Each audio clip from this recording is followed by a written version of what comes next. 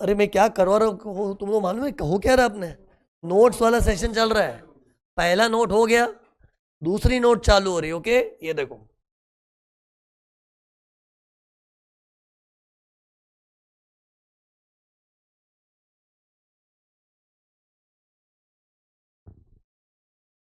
ये नोट 1 हो गया। फिर सुनो सेकेंड नोट, नेक्स्ट नोट देखना।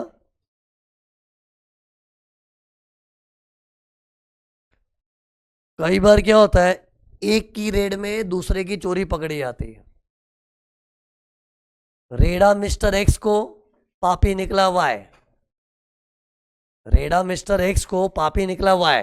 जैसे एक्स के यहाँ पे रेड हो रही थी, पता चला सारा धन दौलत वाई को बिलोंग करता है, या फिर आधा आधा भी हो सकता है। आधा काला धन एक्स का है, आधा वाई का है। हो सकता है वाई ने बोला कि मेरा घर तो छोटा सा 1 BHK जगह ही नहीं है, और मेरे पास पैसे इतने के 10 रूम भी कम पड़ रहे, तेरा तो बंगला है, रख दे सब उधर। मतलब इन शॉर्ट, एक्स की रेड में है ना, वाई की चोरी का मालूम पड़ा। मे भी कुछ पैसे मिल गए, ये खजाना मिल गया, जो भी है। और सी, ये इतना इजीली कन्विंस नहीं होता है। एक्स की रेड के टाइम तो इनकम टैक्स वाले इतने खड़ूस होते हैं ना, उन लोग बक्सा का बी लेके बैठ जाते हैं। बक्सा का बी मतलब बिलोंग्स टू यू ओनली। जैसे एक्स के यहाँ पे रेड गिरी है, एक्स बेचारा बहुत बोला, अरे ये इतना सब मेरा नहीं है। ओ वाई है ना, वाई वो भी चोर है, उसका है। लेकिन उसकी बात सुनेगा कौन? टॉमी जब उसके घर पे, टॉमी कौन है? Authorise officer. जब उसके घर पे रेड डाल रहा था तो कान बंद करके बैठा है, belongs to you only, belongs to you only, है ना।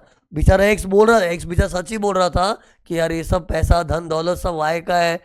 उसका भी थोड़ा होगा, लेकिन आधा सामान वाई का है। लेकिन सुनने को तैयार नहीं थे।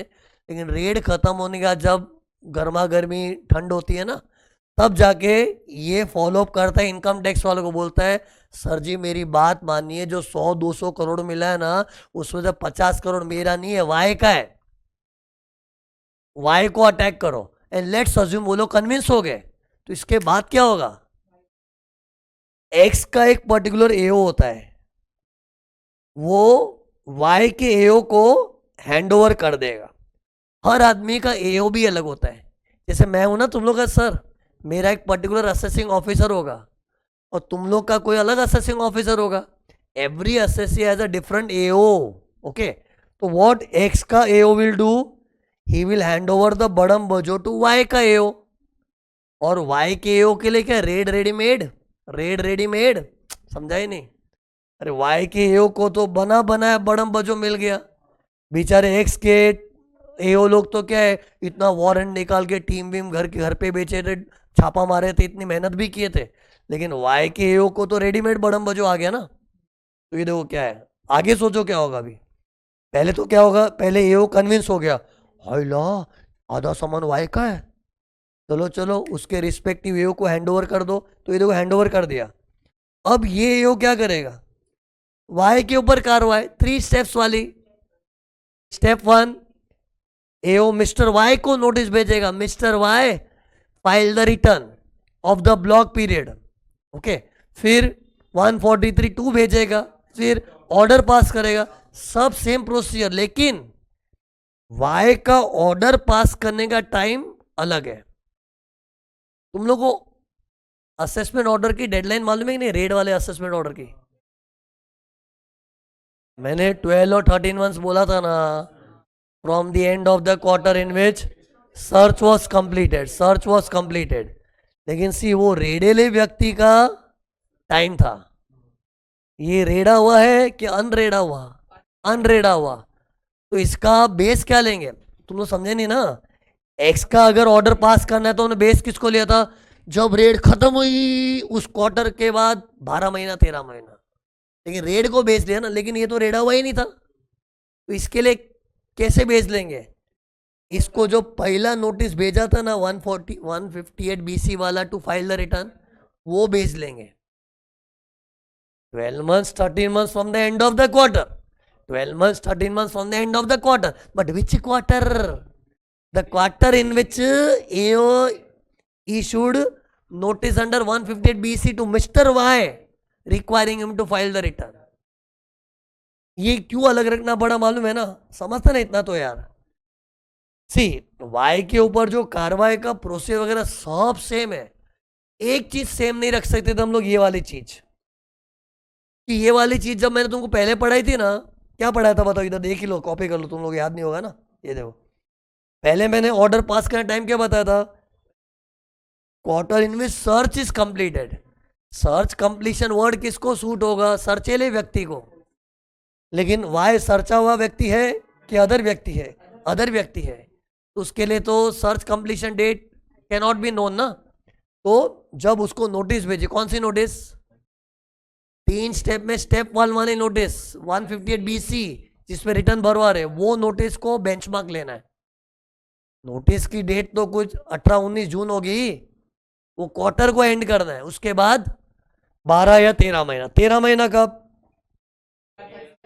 वाई ने रिक्वेस्ट किया होगा, मैं ऑडिट पार्टी हूं, मेरा ऑडिट भी बाकी है, एक्सटेंशन मांगा होगा और ग्रांट कर दिया होगा, तो 13 मंथ्स। इन शॉर्ट एक्स का वाई का तरीका सब सेम है, लेकिन एक्स का ऑर्डर पास होगा 12-13 महीना from the end of the quarter in search is completed, और वाई का ऑर्डर पास होगा 12 और 13 महीना from the end of the quarter in which notice under 158 BC was issued. इतना ही फर्क है, बाकी सब सेम है। ओके, एग्जाम में क्वेश्चन कैसे आएगा में, एक्स के यहाँ पे रेड मिली थी, सॉरी एक्स के यहाँ पे रेड गिरी थी, और सोना चांदी जो मिला वो सब वाई को बिलोंग करता है। अब बोलिए बच्चों ऐसे में क्या किया जाए, इतने में छोड़ देंगे। इंग्लिश में आंसर दूं, मेरे को बोलने में मजा आ रहा है मेरे को। If the AO is satisfied that the seized बड़म बचो belongs to some other person, then the AO shall hand over such बड़म बचो to the AO having jurisdiction over such other person. क्या बोला, बोल, इफ द एओ इज, ये एओ मतलब ये पहला वाला है, if the AO is satisfied that the seized Badambajo belongs to some other person, then the AO shall hand over such Badambajo to the AO having jurisdiction over such other person। मतलब जिसके इलाके में वो आदमी आता है उस AO को हैंड ओवर कर दें, इलाका मतलब जुरिस्डिक्शन। फिर बाद में क्या लिखना चाहिए, in such case the other AO shall proceed on Mr. Y by following the 3 steps. Step 1 requiring him to file the return by notice under 158 BC. Step 2 143(2). Step 3 order pass करेंगे।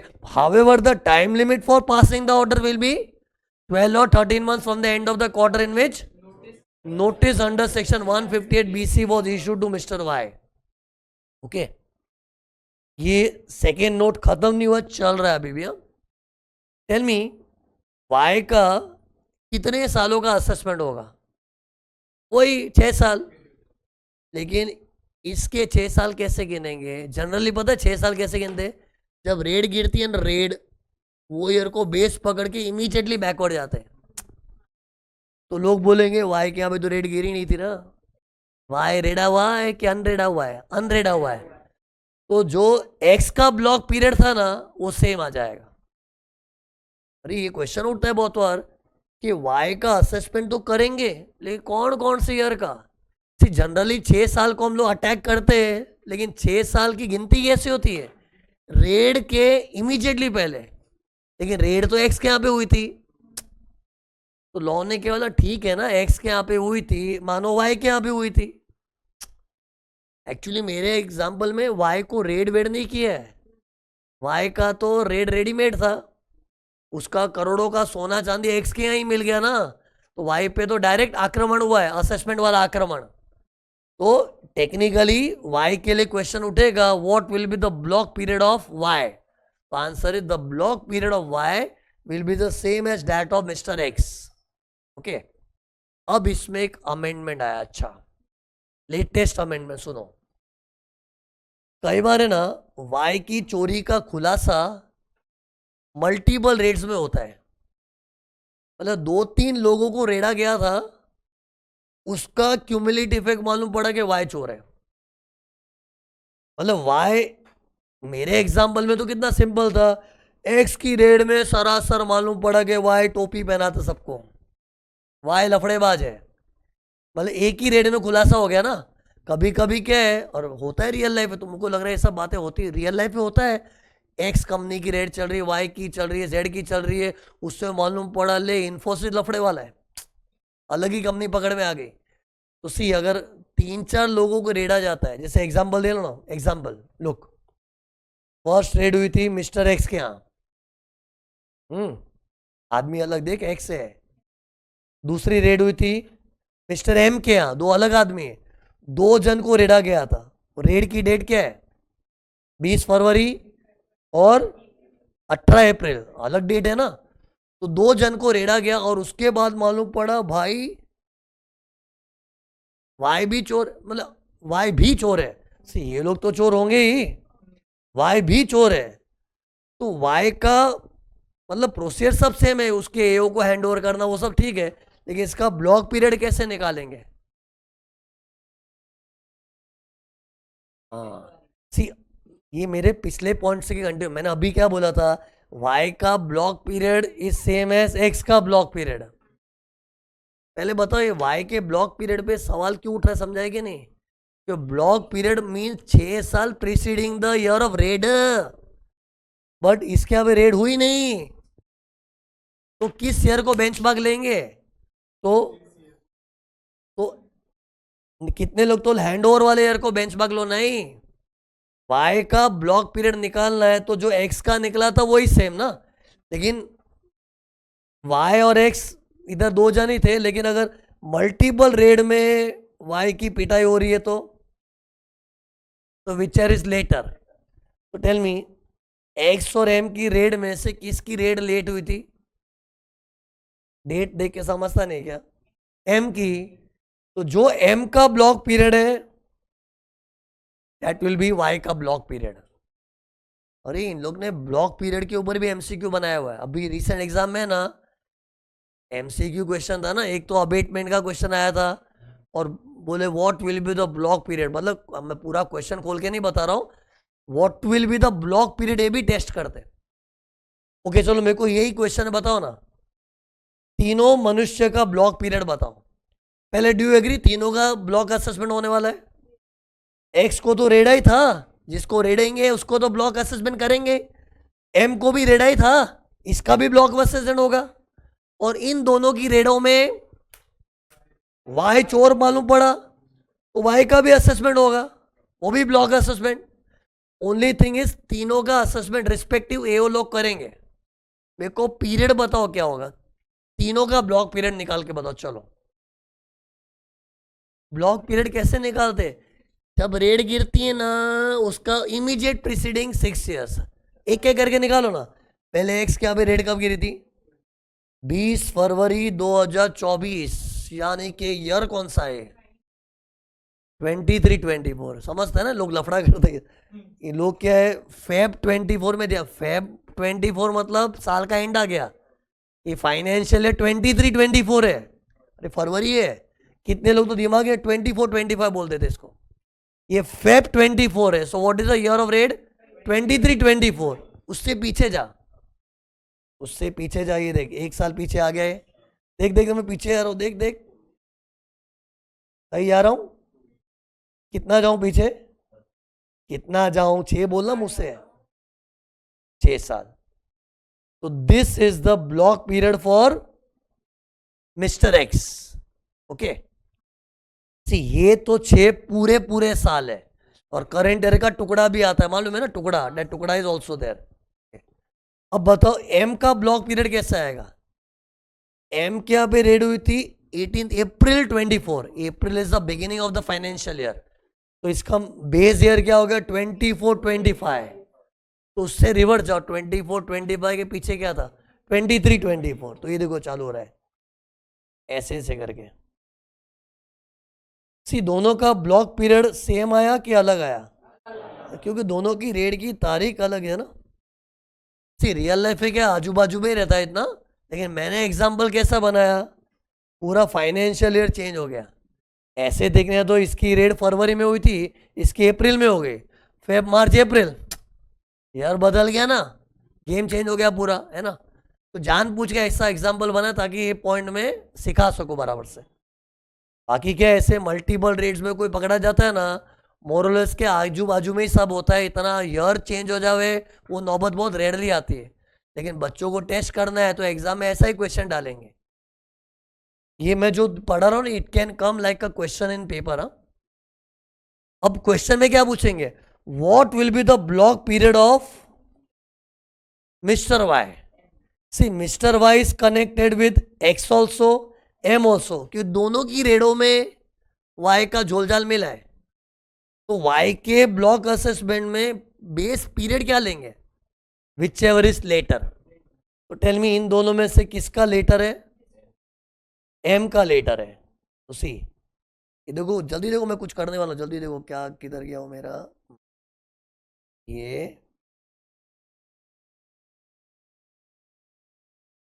इधर से इधर आ गया, कॉपी पेस्ट किया, देखो copy paste किया मैंने।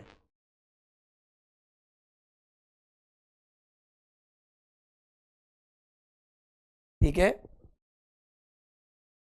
Latest amendment मैं खुद फर्स्ट टाइम पढ़ाया लास्ट बैच में। सी पहले तो है ना, ये जो थियरी चल रही ब्लॉक असेसमेंट की, ये बजट 24 में ही आई थी, अपने बजट 25 के हिसाब से पढ़ रहे, अपने एक साल आगे आ गए, लेकिन बजट 24 में तो टोटली नया था ये सब, और बजट 25 में एक और एडिशनल चेंज आया ऐसा, मतलब इन शॉर्ट ये कॉन्सेप्ट खुद ही थोड़ा लेटेस्ट टाइप ही है, और उसमें भी एकदम लेटेस्ट अमेंडमेंट तुम्हारे लिए ना, मैं तुमको टाइम टू टाइम हाईलाइट कर रहा हूँ, जैसे ये वाला तो एकदम लेटेस्ट अमेंडमेंट के फॉर्म में आया था। ओके, तो ये हो गया। तो सी ये एक्चुअली इसी का कंटिन्यूएशन था, नोट नंबर 2।